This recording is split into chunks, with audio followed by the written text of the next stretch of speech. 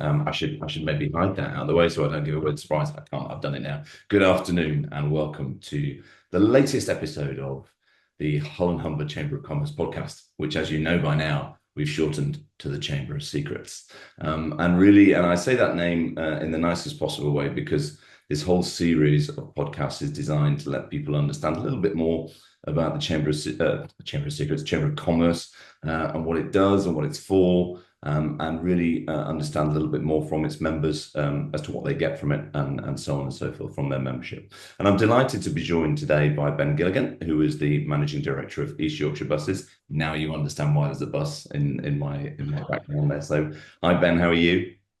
Good afternoon. I'm good, thanks. Good, better than me. I'm full of cold, so I can only apologise. I sound a little bit like a Barry White tribute act today. So it's as you said before, it's that time of year, isn't it? Tis indeed. Tis indeed. Mm. Well, I've taken the trouble to honour your East Yorkshire buses there in the background, and hopefully squeeze in the Humber Bridge as well for a little Yes, bit. indeed. Two icons of Hull, and indeed those buses. Actually, the chamber members were some of the first people to ride on those new buses when we had them delivered 5 years ago. Actually, in November 2019, where we did a bit of a demo and a ride around centre of Hull. Those buses were now brand new, so it shows how time flies. Well, But that's the thing, you isn't saw it here first in the chamber. it? And that's the thing about time flying, isn't it, Ben? Because 2019, it doesn't sound that long ago when you say it quickly, but it feels like a long time ago because of COVID, and we've had that interruption to all of our lives in the last few years. And somebody actually said something to me that makes perfect sense, that we measure our lives and the time of our lives by the things that we do. So when we're not doing anything, as largely none of us did for 2 years, you've got no memory at that time. So it feels like a long time ago. It also feels like 5 minutes ago. I bet it's the same for you, isn't it? Yes, indeed, and the COVID period, it does almost seem like a distant memory since we launched those buses and took people out on them, and then just a couple of short months after that, we were locking down, and it's interesting the comment you make about people doing nearly nothing for 2 years, because in fact we were fairly busy behind the scenes, and we did continue offering a service throughout COVID. We had about 45% of our staff still working, and we still provided a core service, although not many people saw it. 95% of our passengers disappeared overnight, but we were still there for those that needed it. And that if anything feels a distant memory now, and certainly was something I wouldn't want to go through again. Well, that's quite interesting you say that. And one of my questions to you today really was how COVID affected your business. But of course, I hadn't thought about it was almost a fourth emergency service for moving key workers around. Yeah, I mean, COVID had a massive impact on our business. And I think I remember back to March 2020 when we knew the lockdown was coming and we were unsure of how we would manage the business and what would be expected of us and what we could do. And we had to react very quickly. Normally, we make service changes and we plan ahead for sort of 3 months. We had to do three lots of changes in the space of a week, which saw my team having to work, pretty much overnight, planning timetables, creating duties, creating rosters. We had to talk to people who were being furloughed, and it was all massively uncertain. That was all whilst the wider industry was negotiating with the government to try and work out how we would be funded, because clearly with 95% of our passengers disappearing, along with all that was all of our revenue. So we were very fortunate in that the government did step in and support us. And I think, without going through the minutiae of all the different changes of the schemes, I think the way I would sort of summarise it is that we operated an essential service during the lockdown. We were fortunate that we did get some funding for that. We then had a recovery period through sort of the back end of 2020 and into 2021, where we were asked to run effectively 80% of a normal service, and the government effectively covered the losses of operating the business, but we couldn't make a profit.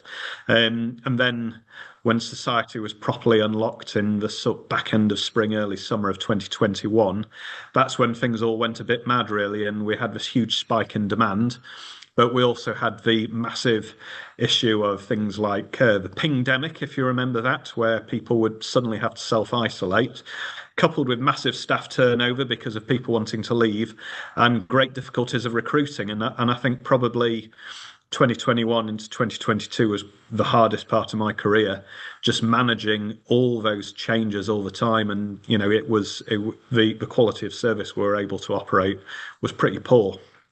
I do think, sorry, you're going to I was say, just going ask to a say, question. it's been a quiet few years then for you. Yes, oh, very much so, very much so, and certainly a few more grey hairs or lack of hair, I think, in my case. But yeah, I think we sort of got into 2022, and things probably did turn around and look up a little bit. We had to make some changes to our network to reflect the availability of labour, but we had a much more pragmatic discussion with the government and with local authorities around the level of network we needed to run. And we started to see a bit of funding. And probably one of the big opportunities that came our way was in early 2023, was with the £2 fare scheme, which was initially meant to be in place for 3 months and has actually ended up operating for 2 years. And what that's done for us is it's really brought people back to bus. So we are running a slightly smaller network than we were pre-COVID, but we're carrying probably 5% more passengers. And a lot of that has come from our interurban services, where we've seen a significant growth in leisure travel. People can now hop over to York from Beverley or from Hull for £2, whereas previously they would be paying £8 each way.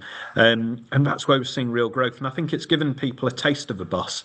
And what we do hope is, obviously, that scheme isn't funded after the end of 2024. It's going to be replaced with a new £3 fare cap. We do hope that a lot of people will continue to use the bus into 2025, having had positive experiences over the last 2 years. And we are, of course, habitual creatures, aren't we, Ben? And I think in as many ways as you can get out of a habit. And I wonder whether, prior to the pandemic, whether you saw the trend towards bus use, which direction that was in, and also, I suppose, post-pandemic now, and with this sort of price support in place, how you see the trend. So what did it look like before and after in terms of actual passenger traffic? Our interurban network in the rural areas wasn't performing so strongly because generally rural travel was going down. So we had a real mixed picture across our operation. What we've seen since the COVID period is we've actually seen growth across the network. And one of the big things that we did see earlier this year was when we invested in frequency increases in Hull, where we saw around about 8% growth on some of the routes that were affected. And that's kind of influenced what we're going to do going forward. So we have some changes coming in from the 10th and 11th of November, where we are actually increasing more of our frequencies in Hull, which will see increased number of buses on the key corridors across Anlaby Road, across down Beverley Road, and we hope that the network will respond positively to that, because that's where we do see that the longer term opportunities are going to be. Hull's a vibrant city. There's a lot of demand around there, and we think that there is a real need for people to use the bus to be able to take some of that congestion off the streets. And it's a big city now, of course, isn't it, really? And that network, sprawls out a long way, really into the suburbs, the burbs, as they call it. And I guess a good public transport network is vital in this day and age, isn't it? Oh, it definitely is, and I'm not a local, but having spent the last 6 years working in Hull, it's a city that I'd never really been to before I came here. I can see that it's a city with lots of positives, and there is a lot going on.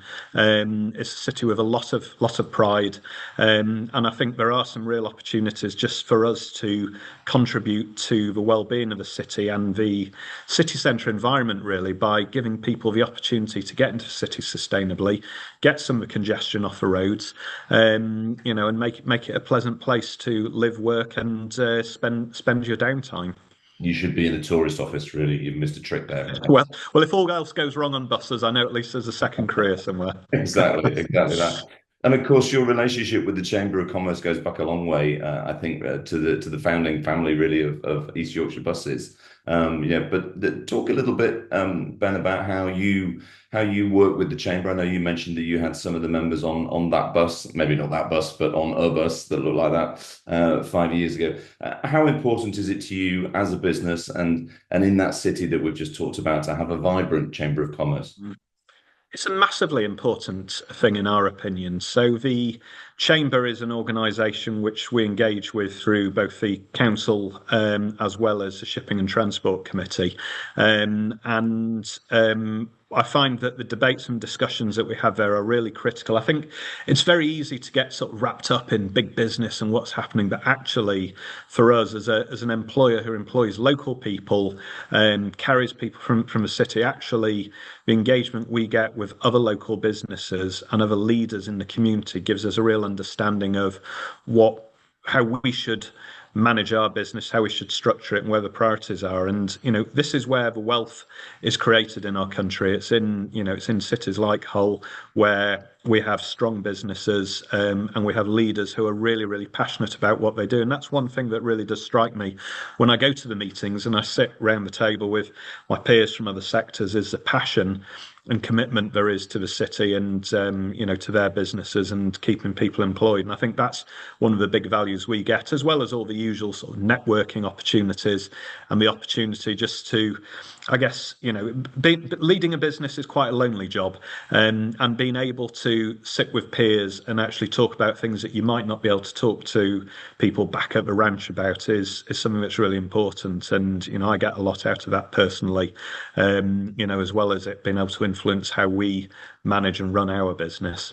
I think this is one of the reasons that this podcast series has been created as well, Ben, is to let people hear exactly what you just said, that there are many more things and many more facets of membership than just what people believe there to be. And what you've described there is really, really sort of key to helping people to understand the ubiquity of really what membership can bring.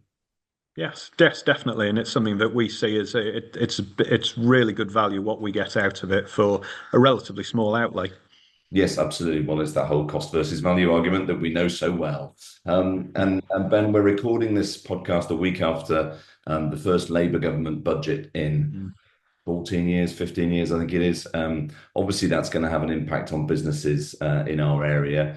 But also, I know from my own experience of having been around the world a few times, that businesses adapt very, very quickly to new circumstances. We talked about COVID there a few moments ago. I don't think, and I hope that we'll never have to adapt in a way that did. But of course, you did to that, and I'm guessing you'll adapt to the new tax environment from a business perspective as well.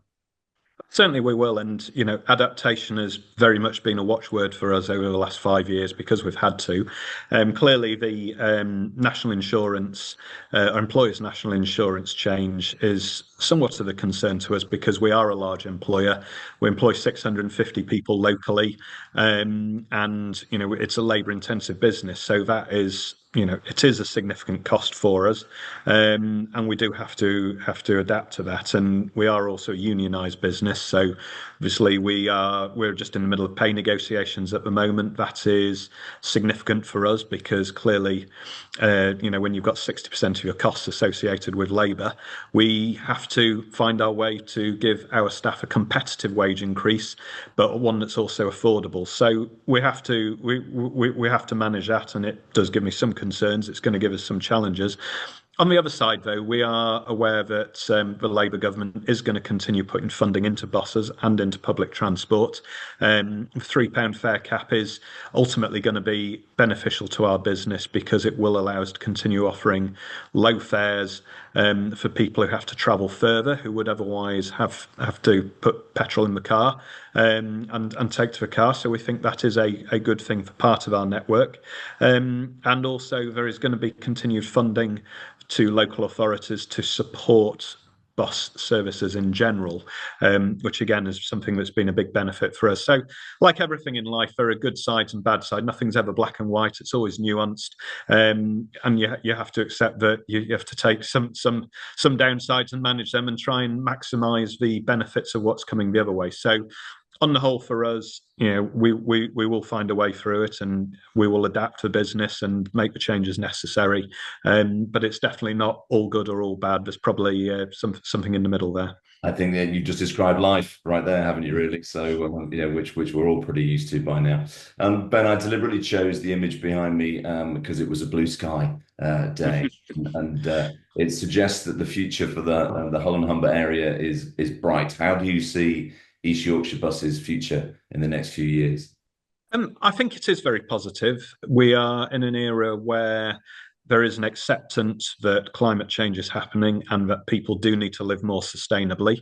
I'm very much looking forward next year to taking delivery of our 21 electric buses, which will deliver a step change in air quality alongside the 19 that Stagecoach are also taking. And I think with 40 electric buses coming into the city, that will make a real difference to air quality. But it's also going to create a more attractive proposition for our customers.